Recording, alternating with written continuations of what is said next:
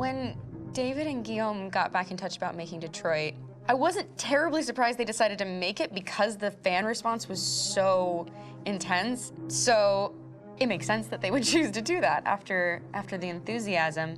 It was a challenge, and it was just an interesting thing to get my head around how to approach this character now as a different, much older person, and whether or not she had changed. And I'm very happy to say that with Detroit, I've had the opportunity to see Kara grow so much more than I ever expected. You do the housework, the washing, you cook the meals, and you take care of... God damn it, where the fuck's the rat gone now? Alice! Alice! I mean, she starts out essentially how she does in Kara in a very, not robotic, but, you know, android, other way, and getting to take this journey where she becomes more and more human as it goes on. You know, and as an actor, that's a wonderful exploration in every way, whether it's how she sits, her posture, how her voice changes, how emotions change, and how much emotion is based on things like empathy and social experience. And so having, you know, as much material as I got with David to have this huge, nuanced arc was really incredible. Why couldn't we just be happy? This experience has been quite different than the experiences I've had shooting film or TV or doing theater work.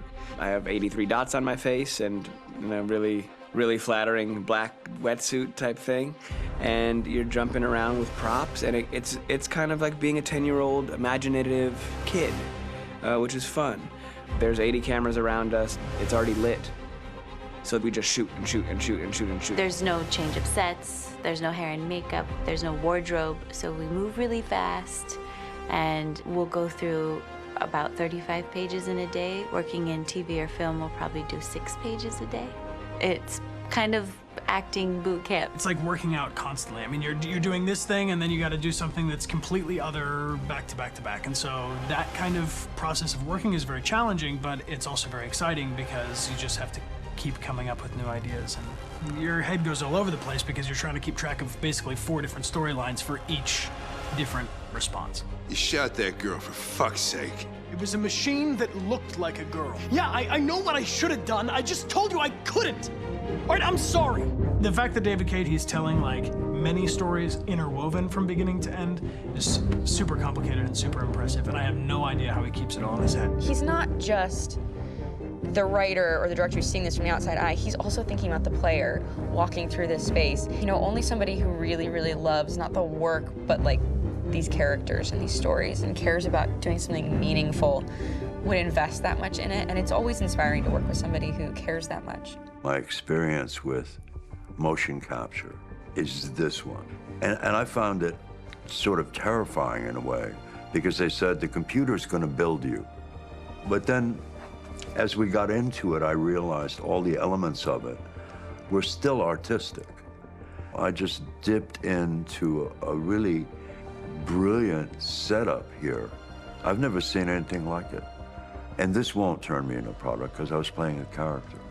So it's wonderful. In the game, Detroit comes back because of a revolutionary industrial rebirth. And there's no reason why that can't happen in Detroit, because they have such tremendous infrastructure for millions and millions of people who can very easily support, you know, a new industry.